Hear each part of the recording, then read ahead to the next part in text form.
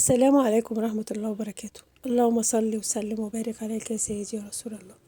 النهاردة بإذن الله وإن شاء الله هنعمل بسكوت القرفة بطريقة سهلة وبسيطة، والناس اللي هي عندها حساسية من البيض أو الناس اللي عايزة حاجة صيامي.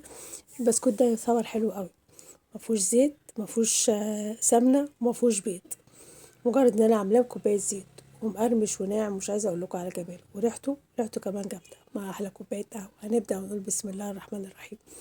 اول حاجه انا جبت 3 كوبايات دقيق، وحطيت عليهم معلقه بيكنج باودر ومعلقه قرفه وكيس فانيليا او معلقه فانيليا صغيره، وقلبت كل المواد الجافه مع بعضيها. وقبل كل ده وده كنت انا حاطه مشغله الفرن عشان مجرد ما اخلص الحاجه يبقى الفرن سخنه وجاهزه.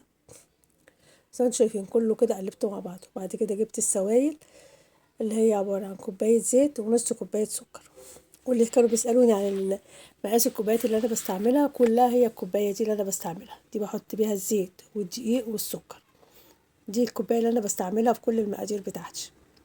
أنا بتشرب بكل الناس اللي دخلت جديدة عندي الصفحة.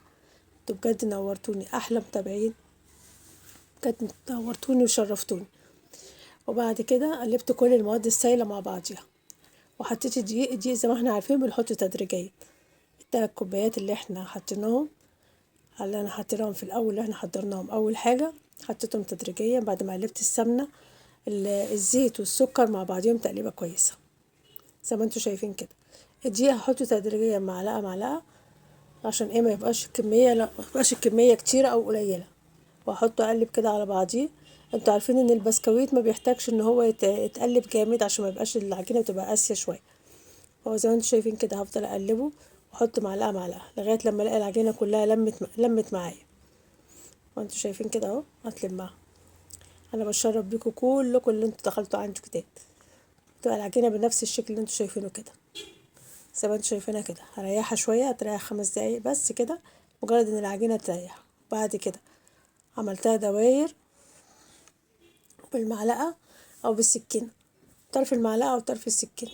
وزي ما انتوا شايفين كده عملت لها شكل. لو انت عندك الطباعه، عندك طباعه البسكويت، لو عندك اي قطاعه للبسكويت، اي حاجه هتعملي بيها كله بقى، انت بتشكلي انت بذوقك انت. وبعد كده دخلته الفرن. طبعا انا مسخنه الفرن من قبلها زي ما قلت لكم. اول حاجه اول احنا بنسخن الفرن. بعد ما خرجته بقى من الفرن انا حاولت ان انا اطلع واحده زي ما انتم شايفين كده اتقسمت مني، لان هو المفروض يبرد شويه، ما بتخرجوش من الصاج الا بعد ما بيبرد. انا طلعته وهو سخن كده مع كوبايه قهوه بقى.